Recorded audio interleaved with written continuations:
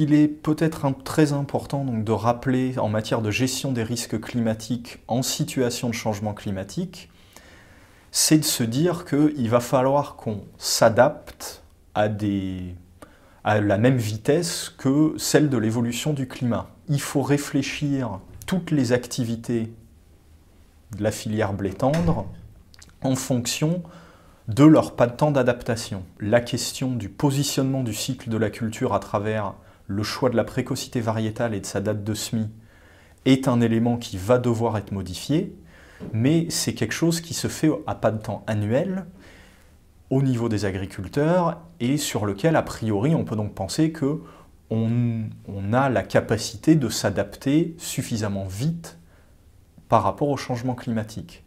Par contre, on peut identifier d'autres actions au niveau des filières qui, elles, se raisonnent sur des pas de temps beaucoup plus longs. On peut penser par exemple à la sélection variétale, qui est quelque chose qui se joue sur des pas de temps de l'ordre de 10 ans. Si on augmente encore un peu le pas de temps, on peut penser aux installations de stockage. Donc aujourd'hui, des collègues d'Arvalis ont mis au point des études qui permettent de caractériser le besoin de dimensionner les installations de ventilation dans les unités de stockage par rapport au climat.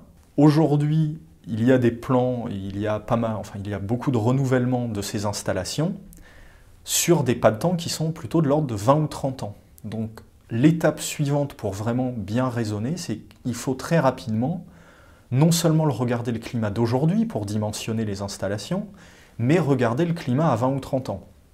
Heureusement, on a aujourd'hui, grâce aux climatologues, des ensembles de projections qui peuvent nous permettre de faire ces raisonnements-là. Est-ce que le changement climatique impose des gestions de risques différentes ?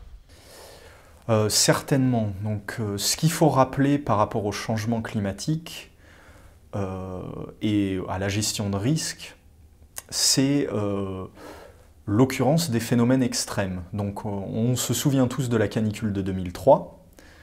La canicule de 2003, si on oublie qu'il y a du changement climatique, c'est un phénomène qui doit se produire une fois toutes les plusieurs millions d'années, d'après les spécialistes. Si on tient compte du fait qu'il y a changement climatique, c'est quelque chose qui arrive plutôt une fois tous les quelques milliers d'années.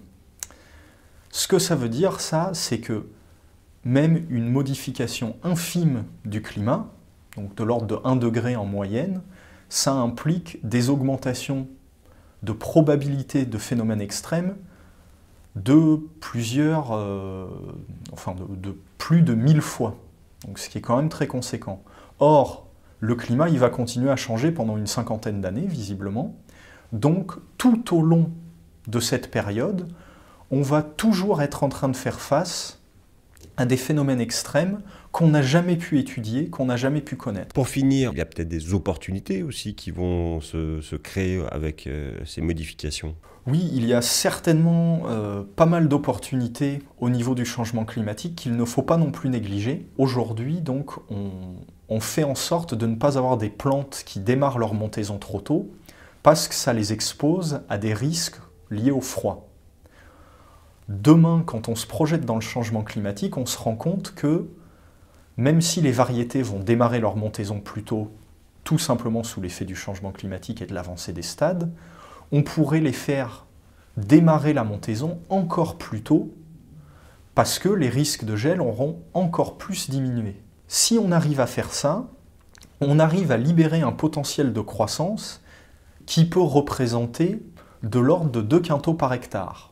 Mais ça va donc demander une réflexion collective d'écophysiologistes et de généticiens et de sélectionneurs pour réussir dès aujourd'hui à réfléchir à construire cette plante pour demain. Monsieur David Gouache, merci. Merci à vous.